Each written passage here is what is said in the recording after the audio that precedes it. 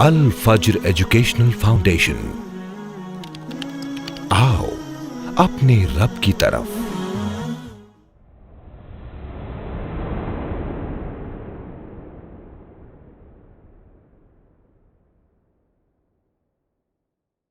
ان الحمد لله نحمده ونستعينه ونستغفره ونؤمن به ونتوكل عليه ونعوذ بالله من شرور انفسنا ومن سيئات اعمالنا، من يهده الله فلا مضل له ومن يضلله فلا هادي له، واشهد ان لا اله الا الله واشهد ان محمدا عبده ورسوله، اما بعد فقد قال الله تعالى في كلامه المجيد والفرقان الحميد، فاعوذ بالله من الشيطان الرجيم، بسم الله الرحمن الرحيم، والله جعل لكم من بيوتكم سكنا۔ تمامی تعریف اس اللہ رب العالمین کے لیے جو یک و تنہا اس کائنات کا خالق و مالک ہے۔ ان گنت بے شمار درود و سلام سب سے آخری نبی احمد مجتبی محمد مصطفیٰ صلی اللہ علیہ وسلم کی ذات گرامی پر اللہم صلی علی محمد وعلی آل محمد کما صلیت علی ابراہیم وعلی آل ابراہیم انکا حمید مجید، اللہم بارک علی محمد وعلی آل محمد کما بارکت علی ابراہیم وعلی آل ابراہیم انکا حمید مجید۔ رب اشرح لی صدری ویسر لی امری واحلل عقدۃ من لسانی یفقہوا قولی، ربی زدنی علما ربی زدنی علما ربی زدنی علما۔ الحمدللہ، خطبہ مسنونہ کے بعد جو آیت میں نے آپ کے سامنے تلاوت کی اس کے مطابق کچھ باتیں جو آپ کے سامنے رکھنی ہیں وہ ہے اسلامی گھر۔ ایک گھر، اچھا گھر، اسلامی گھر کیسے بنتا ہے، اس کی بنیادی کیا ہیں، کچھ اس تعلق سے باتیں آج کے جمعہ میں آپ کے سامنے رکھوں گا۔ اس کے پہلے تمہیداً یہ بات سمجھ لیں کہ اللہ تعالیٰ نے انسان کو جو نعمتیں عطا کی ہے، جو نعمتیں اللہ نے اسے دی ہیں، ان نعمتوں میں ایک بنیادی نعمت گھر ہوتا ہے۔ اللہ جو گھر دے دے یہ بہت بڑی نعمت ہوتی ہے، اور اس نعمت کو وہ لوگ زیادہ محسوس کرتے ہیں کہ پہلے کرائے کے گھر میں رہتے تھے، اب خود کا مکان ہے الحمدللہ، پہلے کچے مکان میں رہتے تھے، اب الحمدللہ پکا بنا ہوا مکان ہے، پہلے ایک نارمل بنا ہوا مکان تھا، اب فرنشڈ مکان ہے، خوبصورت مکان ہے جس میں وہ اپنی زندگی گزارتے ہیں، تب وہ محسوس کرتے ہیں کہ مکان کتنی بڑی نعمت ہے۔ جب وہ کرائے کے گھر میں رہتے تھے، مکان مالک بار بار تبدیلی کا حکم دیتا تھا، اس وقت وہ یہ دعا کرتے تھے کہ اللہ ایک ایسا مکان دے دے جسے بدلنا نہ پڑے، خالی نہ کرنا پڑے، سامان اٹھا کر ادھر سے ادھر نہ جانا پڑے، تو انسان اس نعمت کا بار بار شکریہ ادا کرے کہ اللہ تو نے مجھے رہنے کے لیے گھر دیا۔ اللہ تعالیٰ اسی چیز کو قرآن میں ارشاد فرماتا ہے کہ واللہ جعل لکم من بیوتکم سکنا، اللہ رب العالمین نے تمہارے گھروں میں سکون بنایا ہے، اطمینان بنایا ہے کہ انسان باہر کے ٹینشن، غم و فکر، جتنی آزمائشیں، باہر کاروباری تکالیف سب جھیلنے کے بعد جب اپنے گھر آتا ہے تو سکون محسوس کرتا ہے، اطمینان محسوس کرتا ہے۔ یہاں تک کہ کئی مرتبہ ہم گھومنے کے لیے جائیں، سفر کرنے کے لیے جائیں، خوب خرچ کر کے آئیں، اس کے بعد بھی جب انسان گھر میں قدم رکھتا ہے تو اسے بڑا اچھا لگتا ہے۔ گھر میں جو اطمینان اللہ نے دیا ہے، سکون جو اللہ تعالیٰ نے دیا ہے، وہ سکون اللہ تعالیٰ کہیں اور پر نہیں دیتا۔ اسی لیے اللہ تعالیٰ گھر کے بارے میں کہتا ہے کہ اللہ تعالیٰ نے تمہارے گھروں میں تمہارے لیے سکون بنایا ہے۔ دوسری چیز اللہ کے نبی نے ارشاد فرمائی کہ سلامت الرجل من الفتنہ ان یلزم بیتہ، کہ انسان اگر اپنے آپ کو فتنوں سے بچانا چاہتا ہے تو وہ گھر کو لازم پکڑے، یعنی جتنا زیادہ گھر میں رہے گا فتنوں سے بچ جائے گا، آفات سے بچ جائے گا، حرام سے بچ جائے گا، غلط سے بچ جائے گا۔ جتنا زیادہ گھر میں رہے گا حرام تعلقات سے بچے گا، حرام لوگوں سے بچے گا، حرام چیزوں سے بچے گا، غلط دیکھنے سے بچے گا، غلط بولنے سے بچے گا۔ اس لیے شریعت نے کہا کہ فتنوں سے اگر خود کو بچانا ہے تو گھر کو لازم پکڑو۔ آپ جتنا زیادہ گھر میں رہو گے، آپ دیکھیے ہمارے نوجوان جو گھر کے باہر بیٹھتے ہیں، راتیں گزارتے ہیں، باہر جاتے ہیں، ٹرف میں جا رہے ہیں، پوری رات جاگ رہے ہیں، پورے دن جاگ رہے ہیں، وہ فتنوں میں پڑتے ہیں۔ اور جو گھروں کو لازم پکڑتے ہیں، اللہ رب العالمین ایسے لوگوں کو فتنوں سے بچاتا ہے، اللہ تعالیٰ ان کی حفاظت فرماتا ہے۔ اس لیے اللہ کے نبی نے ارشاد فرمایا کہ جتنا زیادہ گھر کو لازم پکڑو گے اتنا زیادہ فتنوں سے اپنے آپ کو محفوظ کر لو گے۔ اب یہ تمہید بتائی، اب اس کے بعد یہ بات آتی ہے کہ گھر کو اسلامی گھر کیسے بنایا جائے, کیسے میں اپنے گھر کو سکون والا گھر بناؤں, کیسے میں اپنے گھر کے اندر سکون لے کر آؤں, اطمینان والا گھر کیسے بنتا ہے. تو اس کی کچھ بنیادیں, اگر پوائنٹس کی شکل میں ہم بات کریں کہ اسلامی گھر کیسے بنتا ہے, اس کی پہلی بنیاد ہے اچھی بیوی چننا. کیونکہ گھر کی ڈیولپر تو وہی ہے نا, گھر کو ڈیولپ کرنے والی تو وہی ہے نا. مرد تو صبح اٹھے گا چلا جائے گا, رات کو آئے گا کمانے جائے گا, کاروبار کرے گا. اصل گھر کی بنیاد ہوتی ہے بیوی. اسی لیے شریعت نے کہا بیوی چننے کے لیے بہت احتیاط کرنا چاہیے. آپ جب اپنے گھر کے اندر بیوی لا رہے ہو, بہو لا رہے ہو, ایک ایسی عورت لے کر آ رہے ہو جس کے ہاتھ میں اپنا گھر دینے والے ہو, گھر کی ذمہ داریاں دینے والے ہو, گھر کو سنبھالنے والی عورت بڑی پیاری ہونا چاہیے, دیندار ہونا چاہیے, باوقار ہونا چاہیے, با اخلاق ہونا چاہیے. اچھی عورت چننا یہ گھر کو گھر بنانے کا پیارا طریقہ ہے, اسلامی گھر بنانے کا طریقہ ہے. اور اسی لیے میرے اور آپ کے نبی محمد الرسول اللہ صلی اللہ علیہ وسلم نے ارشاد فرمایا تنکح المرأة لاربعین, کسی بھی لڑکی کو چننے کے لیے 4 چیزیں دیکھی جاتی ہے, 4 بنیادوں پر نکاح کیا جاتا ہے. کوئی جمال خوبصورتی دیکھتا ہے, کوئی مال دیکھتا ہے, کوئی خاندان دیکھتا ہے, کوئی دین دیکھتا ہے. اللہ کے نبی نے کہا تم دین دیکھنا, اللہ تعالیٰ تمہیں کامیابی عطا کرے گا. اگر تم دیندار عورت لے کر آؤ گے, رب العالمین تمہارے گھر میں سکون کا ماحول بنا دے گا, اطمینان کا ماحول بنا دے گا. کیونکہ یہ عورت نہ صرف تمہارے گھر کو سنبھالے گی بلکہ تمہاری نسلیں بھی لے کر آنے والی ہے. تمہارے گھر میں بیٹا بیٹی جو بھی آئے گا وہ اس کے ذریعے آئے گا. اب اگر بچہ دیکھے گا ماں دیندار, انشاءاللہ آپ کی اولاد دیندار بنے گی, آپ کے بچے دیندار بنیں گے, آپ کی نسلوں میں دین آئے گا. اور یہ دین آپ صحابہ کرام میں دیکھیں, امہات المومنین میں دیکھیں, ہماری صحابیات میں دیکھیں کہ انہوں نے کیسے اپنے بچوں کی تربیت کی, کیسے اپنے بچوں کو جیدار بنایا, کیسے اپنے بچوں کے اندر شجاعت اور بہادری پیدا کی. کیونکہ وہ عورت ہوتی ہے, اور اس عورت کی ایک ہی مثال اگر میں آپ کے سامنے رکھوں کہ اگر عورت دیندار ہو تو وہ آدمی کو کیسا سکون دیتی ہے, اس کے ٹینشن کم کرتی ہے, اس کا غم کم کرتی ہے. اور افسوس ہے ان عورتوں پر کہ جن کے پاس آ کر آدمی کا ٹینشن اور زیادہ بڑھ جاتا ہے. پہلے سے تو پریشان ہے, دن بھر ٹینشن جھیل کر آیا ہے, قرض سے پریشان, کاروبار سے پریشان, گھر میں انٹری کرتے ہی گھر کے مسائل چالو, ایسا ہو گیا ویسا ہو گیا, آپ کی والدہ نے یہ کیا, ہم ایسے نہیں, ہم ویسے نہیں, ہم چلے جائیں گے, ہمیں ساتھ نہیں رہنا. اللہ رب العالمین نے ایسی عورت کو غلط بتایا ہے جو مرد کے ٹینشن کو بڑھائے. عورت تو وہ جو ٹینشن کو کم کرے, جس کی ایک مثال آپ دیکھیں حضرت خدیجہ رضی اللہ تعالی عنہ, ہماری ماں, کہ اللہ کے نبی صلی اللہ علیہ وسلم کو جبریل امین نے آ کر جب وحی کی ڈرایا, جب ایک دم پاس میں لیا, دبایا اور وحی کی, آپ ڈر گئے, گھبرا گئے. گھر میں آ کر کہا زملونی زملونی, چادر اوڑاؤ چادر اوڑاؤ, اور آ کر ڈر گئے, گھبرا گئے. حضرت خدیجہ سے کہا کہ خدیجہ اب لگتا ہے کہ اب میں ختم ہونے والا ہوں, اب معاملہ ختم ہو جائے گا. عورت کیسی ہوتی ہے, اسلامی گھر کو بنانے میں عورت کا کردار کیا ہوتا ہے, یہ حضرت خدیجہ نے بتایا کہ آپ کو اطمینان دیا.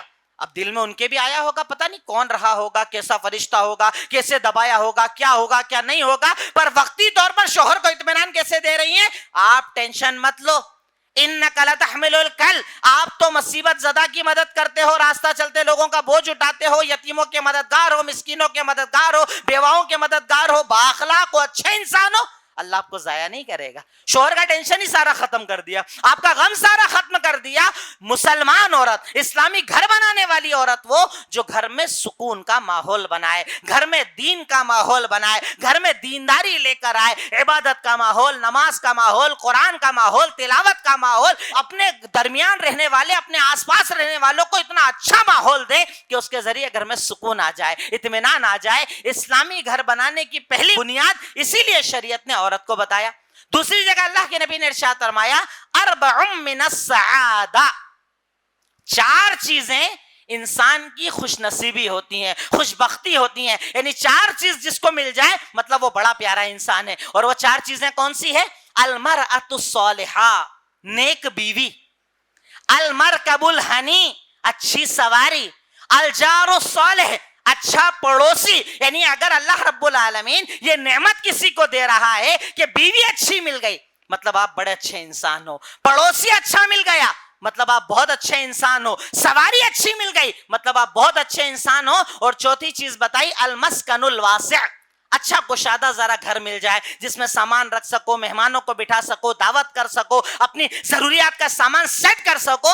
अगर ये 4 चीजें किसी को मिल जाए मतलब वो बड़ा प्यारा इंसान है, खुशनसीब इंसान है, सआदत वाला इंसान है। इसमें बुनियाद शरीयत ने बताया औरत को। आप घर कितना बड़ा बना लो, बंगला कितना बड़ा बना लो, करोड़ों रुपए खर्च कर लो, इंटीरियर करवा लो, सब करवा लो, अगर औरत बदबख्त है, बदअखलाक है, बुरी है, वो कभी घर में सुकून नहीं रहने देगी, वो कभी घर में इत्मीनान नहीं रहने देगी। आप आओगे परेशान, आप रहोगे परेशान, सो नहीं पाओगे, खा नहीं पाओगे। इस्लामी घर बनाने के लिए इसीलिए पहली बुनियाद शरीयत ने बताया औरत।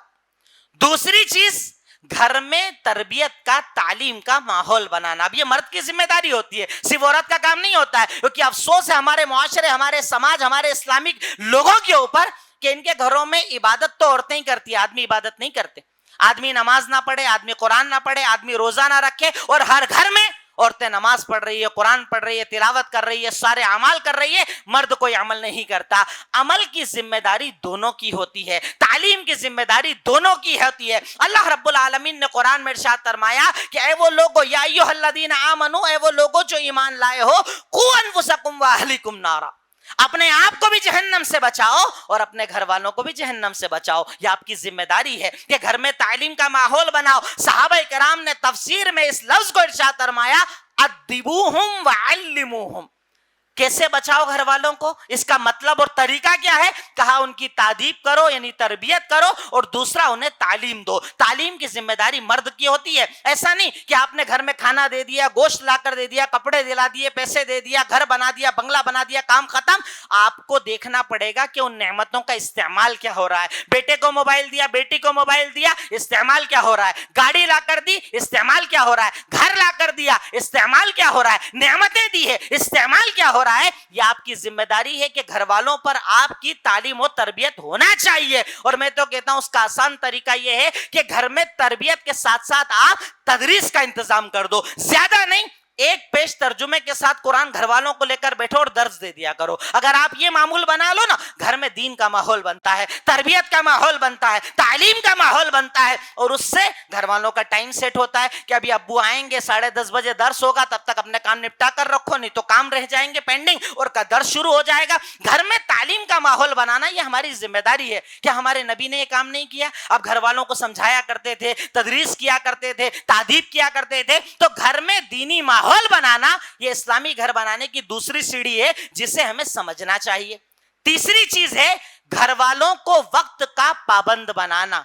हमारे यहां कोई टाइम शेड्यूल नहीं होता है, ना उठने का, ना सोने का, ना काम का, ना खाने का। एक शेड्यूल होना चाहिए।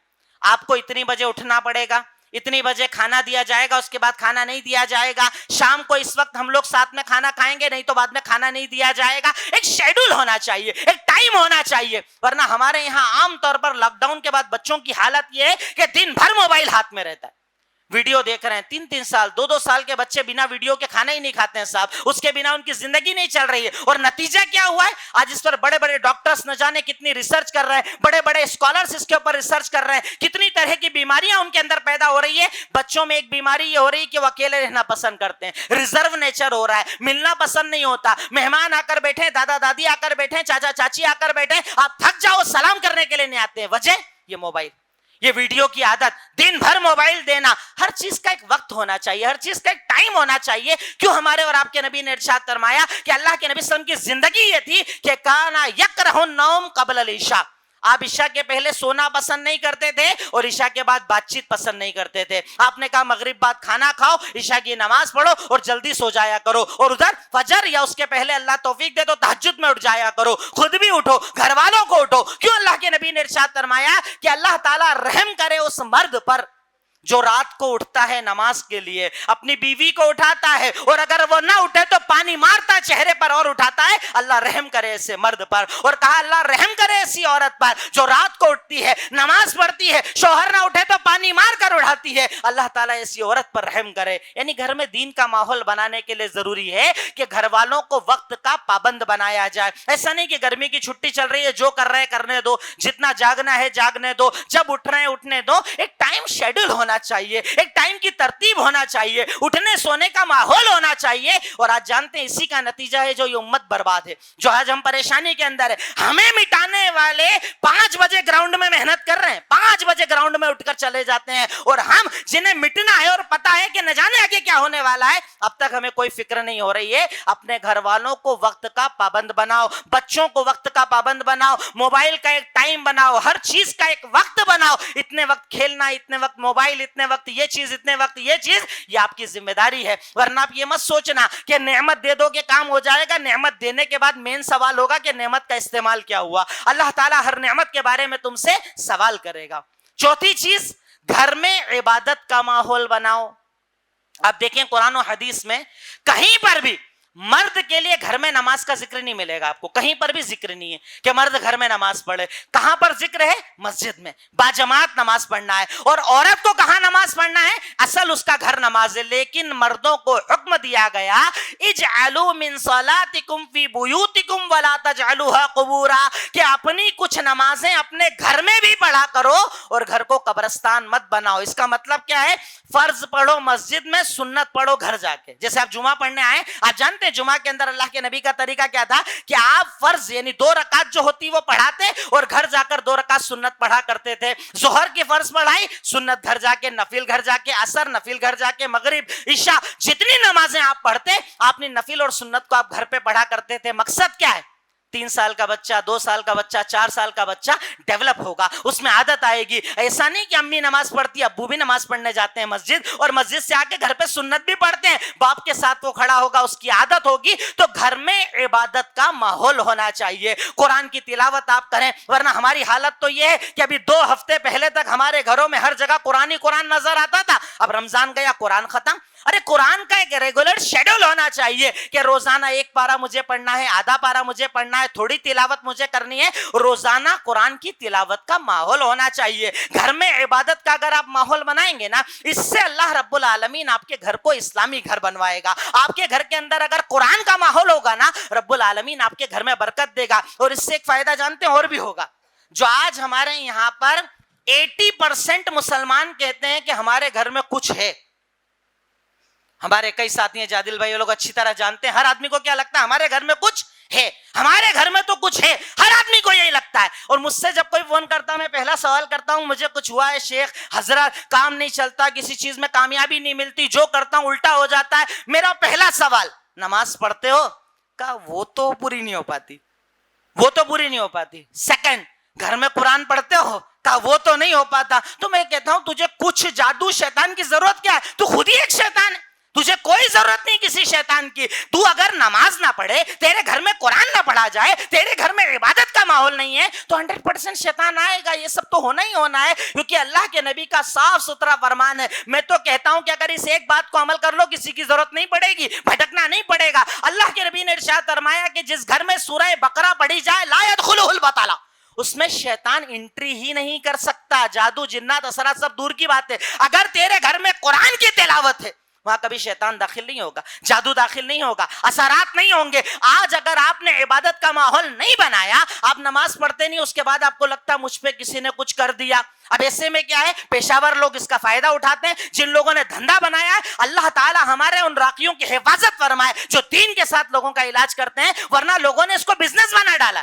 آپ کسی کے بھی پاس جائیں, کسی کو بھی جا کر کہیں کہ صاحب مجھے بڑی پریشانی ہے, میرا کام نہیں چل رہا, میں پریشانی کے اندر ہوں, تو پہلے تو وہ زیادہ آپ سے بات نہیں کرتے, کیونکہ ماحول ڈیولپ کرنا ہے. اچھا دکھ رہا ہے, چہرہ دیکھ کے لگ رہا ہے کچھ نہ کچھ تو ہوا ہے. پھر آپ گھر بلائیں گے تو گھر میں 2 سیڑھی چڑھنے کے بعد تھوڑی دیر وہاں رک جائیں گے, کمروں کے گیٹ پر رک جائیں گے, کچھ تو ہے صاحب اور بہت تگڑا ہے, بہت زیادہ کیا ہوا ہے, اتنی آسانی سے کام نہیں ہوگا. تیسری چیز, ہر مسلمان کو یہی لگتا ہے کہ مجھ پر کرنے والا میرے پریوار کا ہی آدمی ہے, کیونکہ بھروسہ تو ہے ہی نہیں نا کسی پر, یقین ہے نہیں, رشتہ داریاں چلتی نہیں ہے, نہ کسی کو بلانا نہ کسی کے گھر جانا. تو تیسرا سوال وہ آپ کو یہ بتاتے ہیں کہ تمہارے قریبی تمہاری ترقی سے جلتے ہیں. مجھے لگ ہی رہا ہے اندر سے, پہلے ہی مجھے پتا ہے, کیونکہ رشتے مجھے پسند ہے نہیں. اب میں نے تیسری بات بھی مان لی, اب لگے وہ فائدہ اٹھانے. یہ مٹکا لے کر آؤ, وہ دوپٹہ لے کر آؤ, اس پر دم کیا جائے گا, مٹکا دیں گے 4 دن تک اس کو گیس پر جلانا پڑے گا, یہ کرو وہ کرو, سارا حرام کریں گے. پر میرے نبی نے جو بتایا ہے کہ سورہ بقرہ پڑھ کافی ہے, کچھ کرنے کی ضرورت نہیں, تیرے گھر میں علاج ہو جائے گا, وہ نہیں کریں گے. اس کے بعد کہتے ہیں ہم پریشان ہیں, ہم تکلیف میں ہیں, ہمارے ساتھ یہ, ہمارے ساتھ وہ. اللہ کے نبی نے تمہیں جادو کا علاج دیا ہے, تمہیں اثرات کا علاج دیا ہے, تمہیں جنات کا علاج دیا ہے, تمہیں وسوسوں کا علاج دیا ہے, تکلیف, پریشانی, غم, ٹینشن, فکر, ہر چیز کا علاج دیا ہے. شریعت کو اپناؤ گے تب علاج ملے گا نا. تو گھر میں عبادت کا ماحول بناؤ, گھر میں قرآن کا ماحول بناؤ, گھر میں دینداری کا ماحول بناؤ. اس سے تمہارا گھر اسلامی گھر بھی بنے گا اور انشاءاللہ برکت والا گھر بھی بنے گا. 5ویں سٹیپ ہے اپنے بچوں کو بچپن ہی سے مشابہت سے بچاؤ. اب مشابہت کس کس کی؟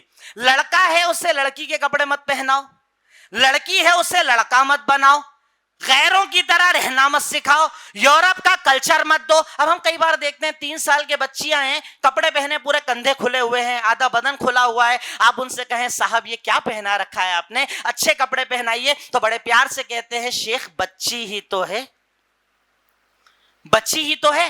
اور ایسے بہت سارے بچی بولنے والے آج میں ان کو جانتا ہوں جو مجھے گھر پہ دعوت میں بلاتے ہیں کہ شیخ دعوت تو ایک بہانہ ہے, پر ذرا بچی کو ہمارے نصیحت کر دینا کہ کپڑے کیسے پہننا چاہیے. اور یہ وہی لوگ ہیں جو آج سے 12 سال پہلے کہتے تھے بچی ہی تو ہے. تو میں کہتا ہوں بھائی بچی ہی تو پیدا ہوتی ہے, کوئی جوان پیدا ہوتا ہے کیا؟ کبھی سنا کسی کے گھر 18 سال کی لڑکی پیدا ہوئی ہے, 19 سال کی لڑکی پیدا ہوئی ہے؟ بچے ہی پیدا ہوتے ہیں. اور میرے نبی نے بچے ہی کی تربیت کی. آپ کھانا کھا رہے تھے, دسترخوان پر بیٹھے تھے, ایک بچہ آیا سیدھا ہاتھ ڈالنے لگا, اپنے ہاتھ پکڑ لیا, بولا یا غلام, اے بچے سمع اللہ, سب سے پہلے اللہ کا نام بول, بسم اللہ بول, پھر تیرے پاس میں جو کھانا ہے وہ کھا, پھر لقمے بنا کر کھا, پھر آرام سے بیٹھ کر کھانا کھا. اللہ کے نبی بچوں کی تربیت کرتے تھے. تو اپنے بچوں کو مشابہت سے بچاؤ, انہیں بچپن سے بچاؤ. آج ہمارے کتنے نوجوان کانوں میں بالیاں ڈال کے گھومتے ہیں, چاندی کی چین پہنتے ہیں, اور آپ بولو ارے شیخ چاندی تو جائز ہے. چاندی جائز ہے پر عورت بننا جائز نہیں ہے, یہ تجھے کسی نے نہیں بتایا. اللہ کے نبی نے لعنت کی ان مردوں پر جو عورتوں کی مشابہت اختیار کریں, اور لعنت ہے ان عورتوں پر جو مردوں کی مشابہت اختیار کریں. اور میں نے ایک جگہ یہ بھی بیان کیا کہ آج ہمارے اندر اسی مشابہت میں ایک بڑی چیز آ گئی ہے, برتھ ڈے وش کرنا یا گھر میں منانا, اینیورسریز منانا. ارے صاحب ہم سمجھتے ہیں حرام ہے, ہم تھوڑی پارٹی کر رہے ہیں, پارٹی نہیں کرتے ہیں, بس کیک لا کے گھر میں ہی کاٹ لیتے ہیں ہم لوگ, تو بس تھوڑا بہت وش کر لیتے ہیں. اور اس کے بعد اسی رمضان میں جب یہ پتا چلا کہ یہودیوں نے حملہ کیا ہے تو ہم نے لعنتیں پڑھی تھی یہیں پر, اللہ لعنت کر یہودیوں پر, اللہ لعنت کر ان کے اوپر. ان کی زندگی جینا پسند ہے, پر اگر وہ بے گناہوں کو مارے تب ہمارا خون کھول جاتا ہے. آپ جانتے ہیں یہی وہ یہود و نصارہ ہے کہ وہ بولتے تھے کہ اس نبی کے ساتھ کوئی کام مت کرو, اس کو پتا چل جائے نا ہم کرتے ہیں ہماری مخالفت کرنے لگتا ہے, یہ ہمارے جیسا کچھ کرتا ہی نہیں ہے. اور ہم برتھ ڈے مناتے ہیں یہود و نصارہ کے طریقے پر, کیونکہ یہودیوں نے عزیر کا برتھ ڈے منایا, نصارہ نے حضرت عیسیٰ کا منایا. ہم بھی لگے ہوئے اسی کے اندر محبت ثابت کرنے میں. اگر برتھ ڈے منایا تو محبت ہے, یاد رکھا تو محبت ہے, اینیورسری یاد رکھی تو محبت ہے, ورنہ محبت نہیں ہے. کیا اللہ کے نبی نے کیا, کیا صحابہ نے کیا؟ کئی لوگ کہتے ہیں اس میں دلیل ہے کہ آپ کے پاس حرام ہونے کی, ہمارے لیے اتنا کافی ہے کہ ہمارے نبی نے کہا یہود و نصارہ کی مخالفت کرو. من تشبہ بقوم فہو منہم, اگر تم کسی قوم کی مشابہت اختیار کرو گے انہی کے ساتھ اٹھائے جاؤ گے. صحابہ نے سوال کیا یہود و نصارہ, کہاں اور کون ان کے علاوہ؟ آج ان کا لباس پہنتے ہو, ان کے جیسی زندگی جیتے ہو, ان کے جیسی تمہاری بہن بیٹیاں کو عریاں کر کے گھماتے ہو, فحش کام ان سے کرواتے ہو, اپنے گھر میں پروگرام, اینیورسریز, برتھ ڈے مناتے ہو, اور اس کے بعد کہتے ہو اللہ تو راضی ہو جا, اللہ یہودیوں پر غضب نازل کر, اللہ اپنا لشکر نازل کر. کچھ ہونے والا نہیں, کیونکہ تمہاری زندگی یہودیوں والی ہے. ہاں ہم نیسلے کا پروڈکٹ نہیں لیتے, ہم پیپسی نہیں پیتے, ہم یہ نہیں کرتے, صرف وہاں پر جہاں پر پاسبل لگتا ہے, جہاں مزہ آتا ہے وہ سارا کام ہم کرتے ہیں. بائیکاٹ ہر جگہ کرنا پڑے گا, ایک جگہ بائیکاٹ نہیں چلتا ہے. اپنے گھر والوں کو مشابہت سے بچاؤ, اپنے گھر والوں کو حلال و حرام بتاؤ, اپنے گھر والوں کو صحیح غلط کا فرق بتاؤ کہ یہودی اللہ کے نبی کے دشمن تھے, یہ نصارہ نے نبی سے نفرت کی تھی, یہ آپ کو مارنا چاہتے تھے, یہ آپ کو زہر کھلانے والے تھے, ان کے جیسا کام ہمیں نہیں کرنا ہے. بچپن سے بچوں کو یہ بتاؤ بیٹا اپن برتھ ڈے نہیں مناتے ہیں, یہ محبت کی دلیل نہیں ہے, یہ چاہت کی دلیل نہیں ہے, اللہ کے نبی نے نہیں منایا, اللہ کے نبی نے مخالفت کی ہے. آپ بچپن سے سکھاؤ گے نا تب وہ عمل کرے گا انشاءاللہ, تب وہ آپ کے ساتھ چلے گا انشاءاللہ, وہ بڑا ہو کر آپ کی باتوں کو سنے گا انشاءاللہ. چھٹی چیز ہے گھر سے حرام چیزوں کو نکالنا. ہر وہ چیز جو حرام ہے, ہر وہ چیز جو غلط ہے, ہر وہ چیز جو حرام کی طرف لے جانے والی ہے, اسے گھروں سے نکالو. میرے اور آپ کے نبی جانتے اتنے سخت تھے, ایک مرتبہ آپ نے تکیے کا غلاف دیکھا جس پر کچھ ایسے ڈیزائنز بنے تھے جس میں شکلیں نظر آ رہی تھی. اللہ کے نبی نے کہا اس کو گھر سے نکالو. ایک مرتبہ آپ نماز پڑھ رہے تھے, سامنے چادر ڈلی تھی, اس پر کچھ ایسے نقش تھے جس سے آپ نماز نہ پڑھ پائے. آپ نے کہا ہٹاؤ اس چادر کو. اللہ کے نبی گھر سے حرام چیزوں کو ہٹاتے تھے, دھیان بھٹکانے والی چیزوں کو ہٹاتے تھے, حلال سے دور لے جانے والی چیزوں کو ہٹاتے تھے, حرام کے قریب لے جانے والی چیزوں کو ہٹاتے تھے. ہمیں بھی اپنے گھروں کے اندر یہ اہتمام کرنا چاہیے, وہ رکھیں جس سے دل ایمان کی طرف آئے, اللہ کی طرف آئے, دین کی طرف آئے, نہ کہ دکھاوے کی طرف آئے, دنیا داری کی طرف آئے. اپنے گھروں کو اسلامی گھر بنانے کا ایک اصول یہ ہے کہ اپنے گھر سے حرام کو نکالا جائے اور اپنے گھر کے اندر حلال کو داخل کیا جائے. اللہ کے نبی نے اس پر بڑی محنت کی, صحابہ کرام نے اس پر بڑی محنتیں کی. آپ نے اپنے گھر والوں کو تیار کیا, آپ نے گھر والوں کو اس بات پر راضی کیا اور انہیں بتایا کہ اس کے فائدے کیا ہیں اور اس کے نقصانات کیا ہیں. آپ نے اپنے گھروں سے ہر قسم کے ناچو گانے کو, فحش آلات کو, فحاشی کے ذرائع کو نکالا. پر افسوس یہ کہ ہم نے تو اپنے بچوں کے ہاتھ میں خود لے جا کر موبائل دے دیے. آپ اور ہم موبائل یوز کرتے ہیں, آج تو آپ نارمل ایسے ایپ یوز کرو جو ہماری ضرورت ہے,